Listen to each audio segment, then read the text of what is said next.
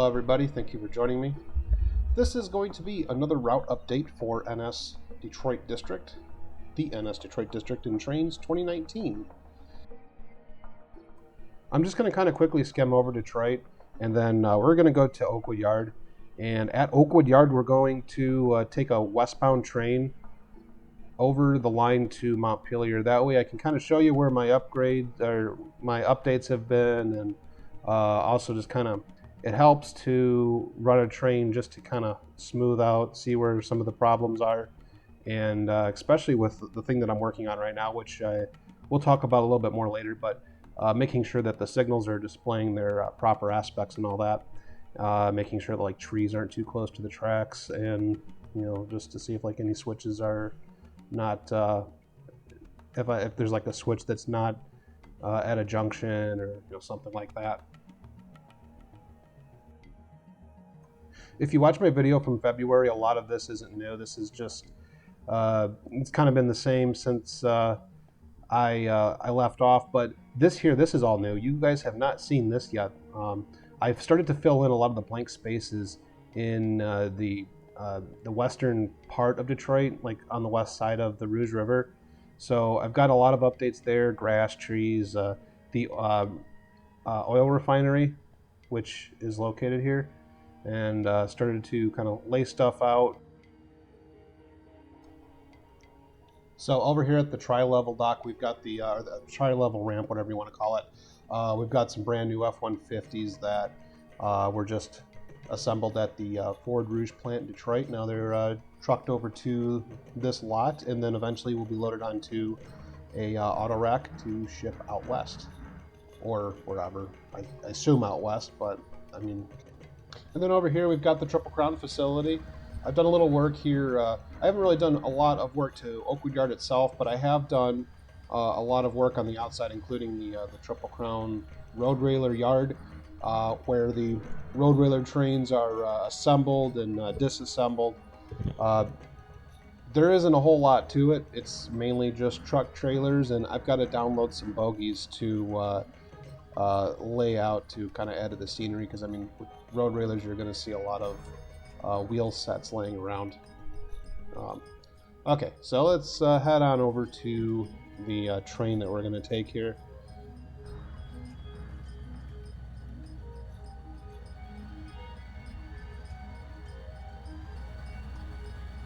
This is a good example of what you might see on an NS westbound out of Detroit. Single engine, maybe 50 cars or so.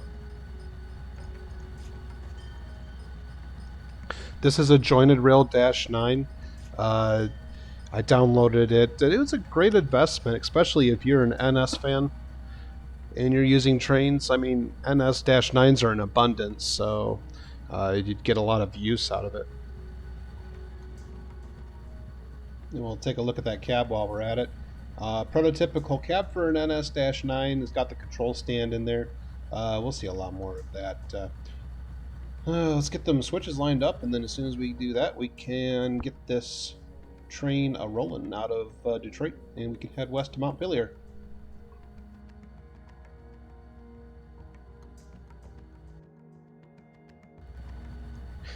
One of the things that I really like about Trainz is the DCC mode. Like, it's really cool to be able to run a train like you would like on a model train layout, where you just kind of you set the speed and that's it. You don't really have to do a whole lot to it. Not that I don't like doing like realistic simulation, but it's just one of those things with trains that I do really enjoy. Okay, so now that we're getting on the move here, just another disclaimer, the route is still in progress. There's still a lot of work to go to fill in some of the bare spots. I think I've said that in a previous video, where I feel like I get a lot of enjoyment out of laying the track and all that, but when it comes time to start putting in the scenery detail, that's where I feel like I fall short, and I get like this creative block, and I find myself looking at other people's trains routes and looking at like Google Maps to try to get some inspiration for filling in those scenes. But you're going to notice that as we go along here, that there's just going to be some spots that that just don't look right, and I'm aware of that for sure. And please feel welcome to comment on this video if you see something that looks out of place or doesn't look right. Let me know, or if you see something that's definitely wrong. As far as like, uh, something that's sticking out, something that just shouldn't be there, let me know, please. I would appreciate it very much.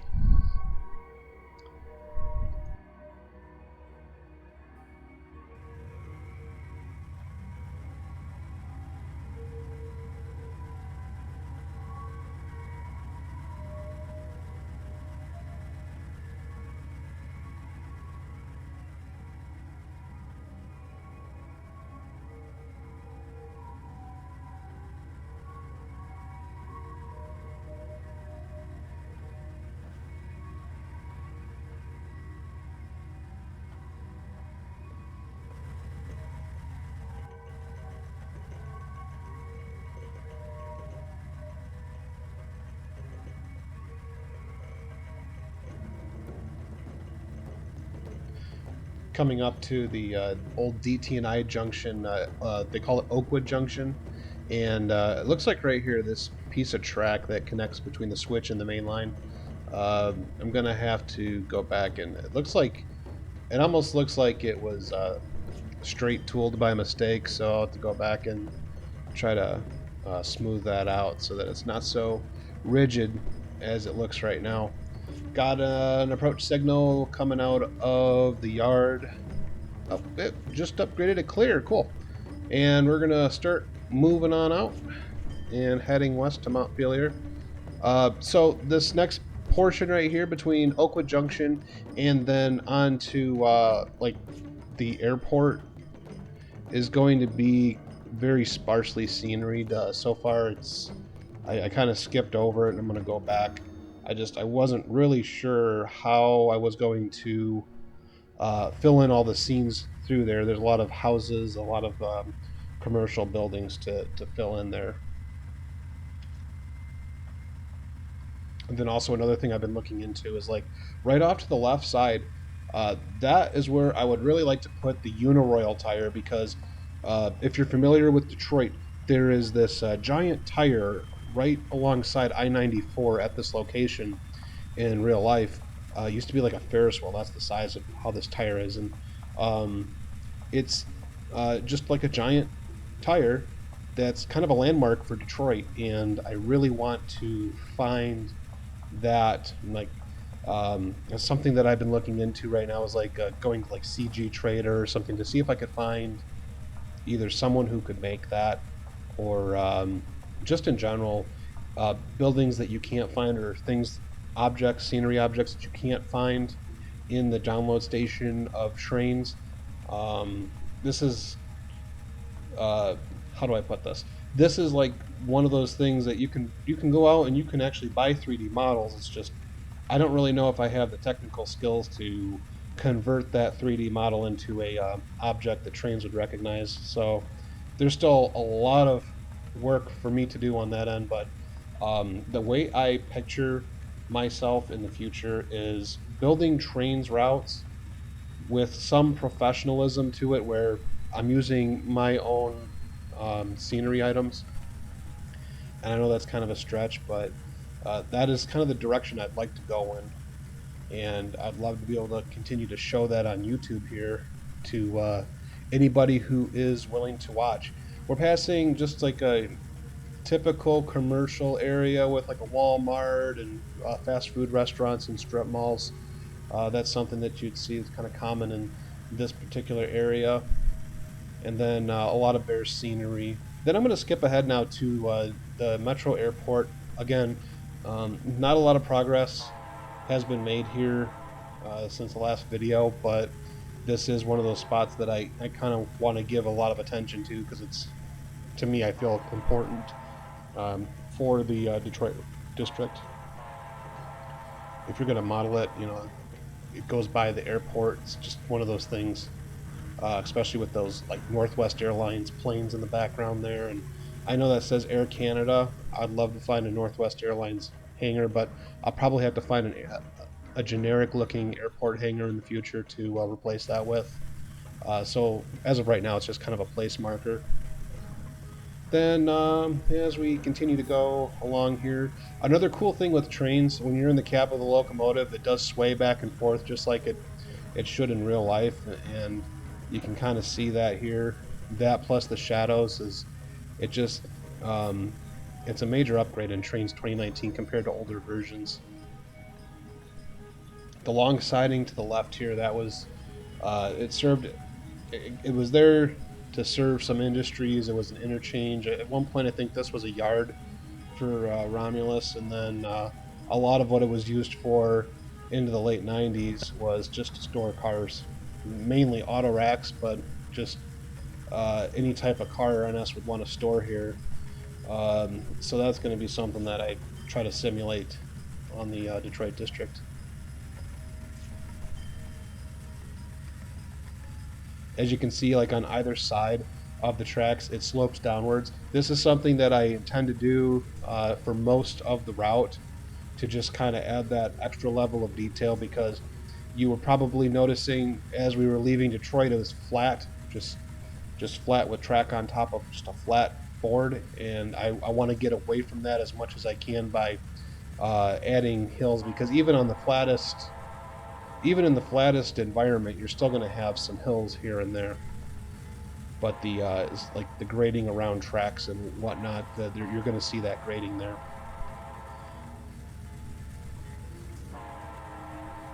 Again, if this is like your first time watching my channel and this series with the NS Detroit District, I'm doing this in the late 90s, and pre 2004 is my set, so that all of the signaling is essentially, well, I guess let me put it this way: the route would take place between like the line being single tracked in the 80s till like 2004, when NS started to install new safe trans signals.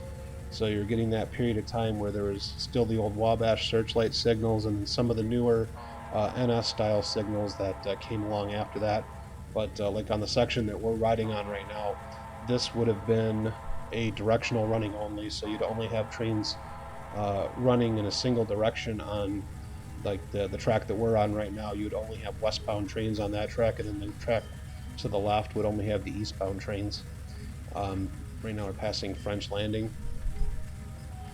Belleville Lake on the right side. Something that I tried to do too was I tried to make it so that the route was not a flat 0% grade the entire way. So in this section right here, you're seeing that we're climbing up. There are several sections where the track will do this. It will kind of dip into like this. In this case, it was for the Huron River. It was dipping down to the Huron River. Now it's climbing back up towards the town of Belleville. And I've got that in several spots just to kind of add a little bit more of a dimension to the layout. And I mean, I keep calling it a layout, but just a Trainz route, I guess. Coming up to Belleville. Belleville is kind of like the border between like the city, industrial, commercial environment to like more rural country, farm, and whatnot. Now that was kind of, Belleville was also like the first curve outside of Detroit.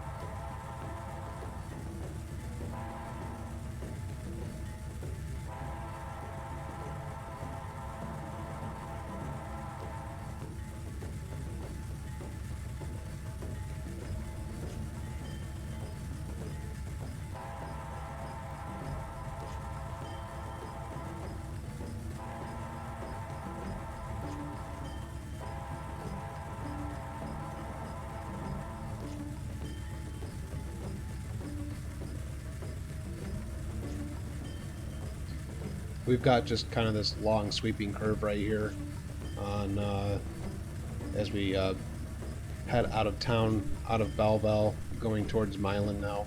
Um, that's something too. This route is not to scale, so a lot of spots have been compressed, and so like something I probably will regret in the future is that my transition between Belleville and Milan was super short and not as like I guess my thing is I didn't want to have it where a train was taking a half hour just to run between two of the towns on the route. So I kind of I knew I was going to compress certain things, especially just to kind of keep the interest up. But it was one of those spots where I realized I had a lot I could put in between these places, and then realized I didn't have as much room as I thought I did. So that's something I would change going backwards if I could fix it. But at this point, I can't, and I don't think it's going to take away too much. But I feel like it's just it's worth just mentioning, just so that you guys are aware. I like the idea. One of the things that I really enjoy about trains is the fact that you can build it however you want to build it, and I like that you don't have to build something to scale. You don't have to. If you play Train Simulator or a lot of the other ones where they're building routes to scale, it takes an hour to run a train from one point to the other, and it's just I want I want to be able to have operation and go through a scenario where you may have to stop or wait on another train. I don't want a activity to take longer than an hour, 2 hours, however long it would be in real life to do something. So I guess that's my thing is one of the things I really like is that you can compress the routes and just kind of put the interesting spots. And I kind of look at it like an American Truck Simulator where it would take you 8 hours to drive between two major cities on a game if it was in real scale, but it's compressed down so that it's interesting and you get the feel of what you're doing, but you're not having to commit 2 hours to a game. And I think that's one of the best things about trains is you're able to kind of you build it the way you want to build it. As I ramble on here, we're coming through Milan. This is a spot that I've done a lot of work to, and I can't remember exactly if I've shown everybody um, the scenery that's been updated here, but this is it. Especially like off to the right side there, where all those buildings are. We've got like an industrial park there, and then there's an industry that's served at this location.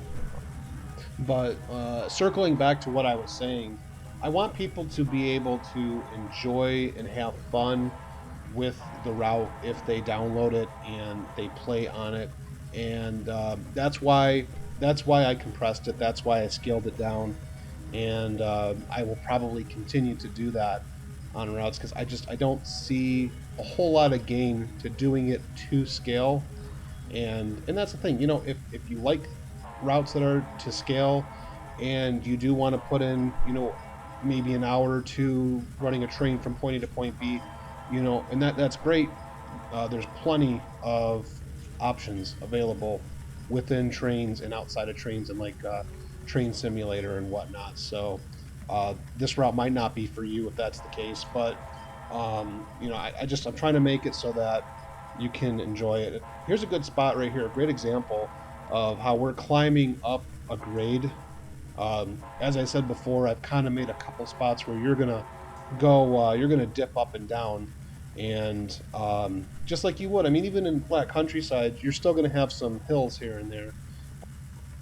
This is a spot right here where I still have some grading to do, where it looks really flat in the main lines level with the spurs on the right side there, and a lot of that stuff's gonna have to get leveled out so that you kind of have a grade that you're on the main line. Um, you're going to see that as we continue on here, where I've started that process.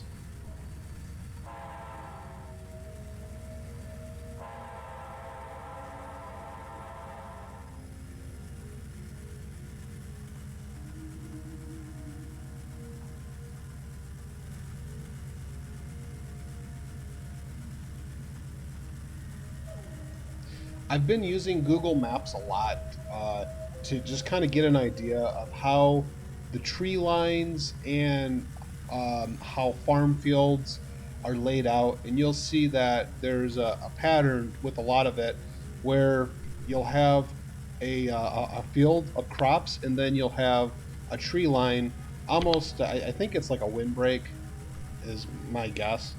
And then you also have a tree line that usually hugs either side of the track. So I've got a lot of that I'm trying to do here. In this particular case, you can kind of see as we come up this little grade here, you can kind of see how the train's dipping down in the background there. But we've got the tree line probably needs to be pushed a little bit closer to the tracks. That's something that I'll be working on. Right up ahead here is where I've done a lot of work with the grading, and I'll be able to show that to you. Coming through this little spot right here, we just passed the control point at Raisin Center, and now we're passing what used to be a railroad crossing with the New York Central. The Wabash and the New York Central crossed at that location, which was called Raisin Center. And then over the years, the line was abandoned, and so I'm trying to model that as best I can here. On one side of the tracks, it's completely abandoned. The other side is a museum operation, which you're seeing right here. We're going to skip on now to Adrian. We're passing through what's left of the Adrian Yard. Adrian was, in the Wabash era, a much busier location. Now it's kind of died down to nothing, maybe just some storage tracks here. There's not even like a train crew or local that's based here anymore. There is a short line interchange here. The Adrian and Blissville Railroad interchanges with NS at this location.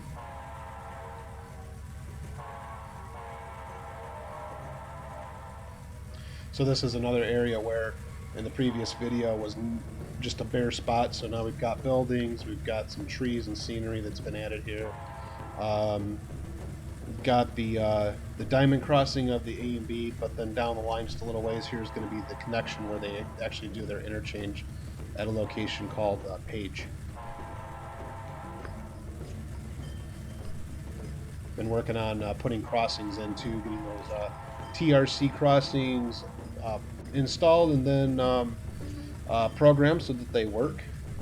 And that has been that's been kind of an operation to do that. We just passed the NS interchange there with Adrian and Blissfield, and kind of heading towards Sand Creek right now. In this spot right here, you can start to see where I've been working on the grading so that we do have slopes on either side.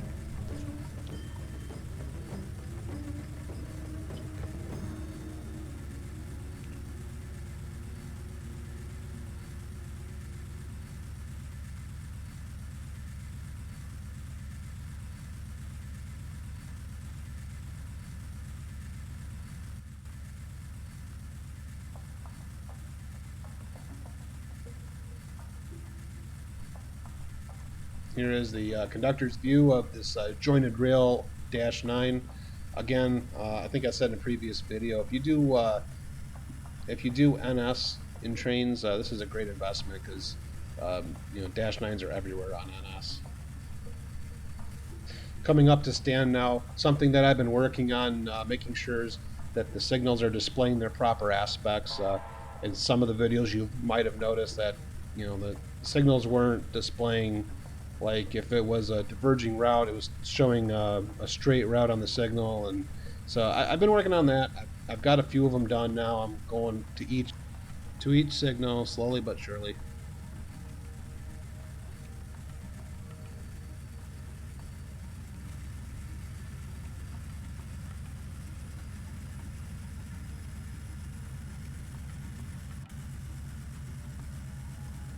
As we go along here, you can kind of see now the downward slopes on either side of the track that I've been working on.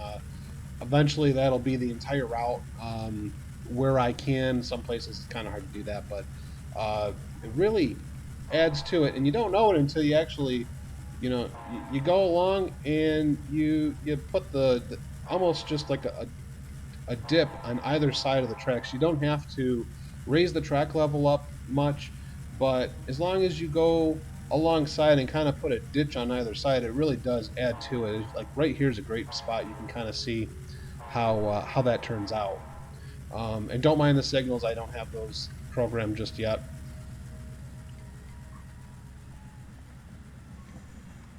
And there's different ways that you can accomplish this visual effect. Um, One thing that if you do have a newer version of Trainz, you can change the baseboard from 10 meters to 5 meters so that you can actually get a much more narrow swath, I guess you could call it. So you can take a smaller chunk of land, and make it dip down a little. And that's what I've been doing. I changed a lot of my baseboards to 5 meters so that I can get that narrow slope. And then if you just kind of go along either side of the track there with I just I make it like -1, -1.5, and then just go right along. As you can see here, this is kind of uh, a rough dig along either side of the track, just to kind of give it that raised look.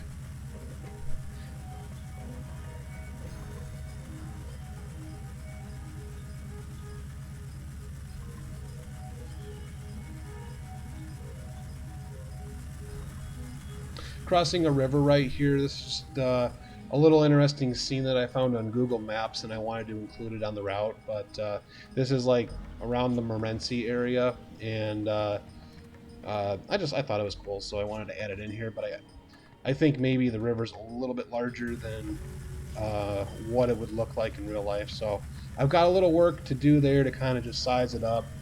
And then we're coming up here to this industry, kind of just out in the middle of nowhere. Wilbur Ellis, and that's somewhere right between Morenci and Alberton that this industry is located, just like an agriculture fertilizer place.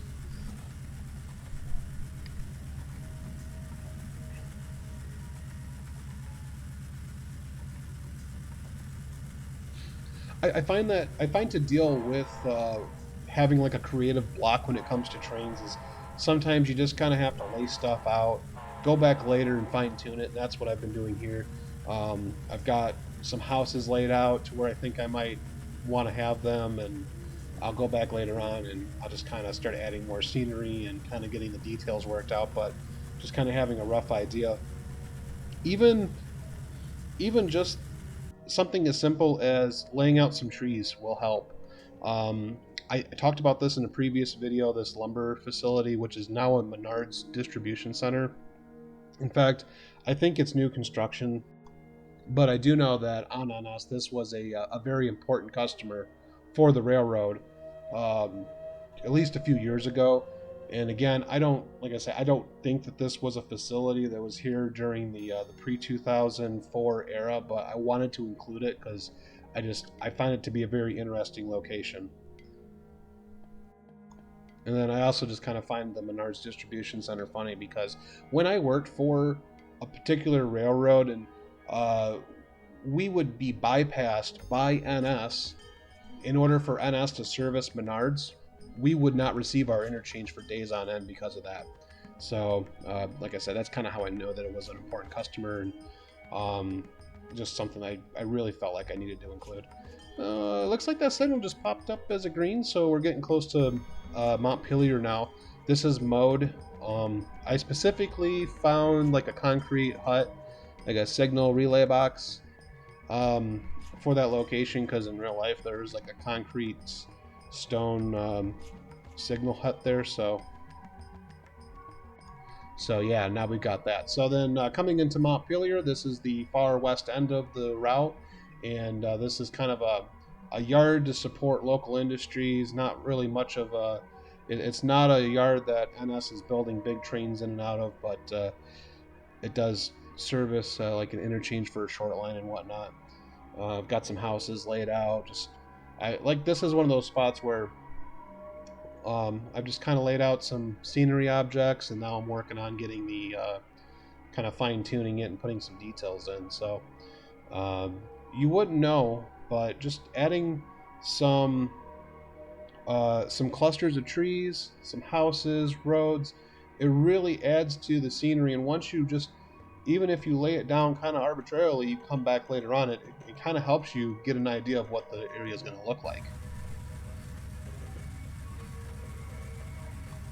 All right, so now we've made it to Montpelier with the train. We're bringing it into town. This train would just kind of keep on going west of town here because this is like the halfway point for the crew district. So train crews, they keep going all the way to Peru, Indiana. But that's where we're going to end this video here. Thank you for watching, and I appreciate the views. If there's something, if you're interested in downloading this route in the future, and there's something that you would really like to see, let me know in the comments. If there's something that you have to suggest to me, I am completely, I welcome any commentary, criticism whatsoever. If you have anything, please let me know. And with that, we're going to wrap this up, and I will try to come back soon with another video. Um, Hopefully sooner than a month, but we'll see how that goes. I'm trying my best to put videos out. I would love to get down to like a weekly schedule, but we're just not quite there yet. So again, thank you. Have a good night, and I'll see you next time.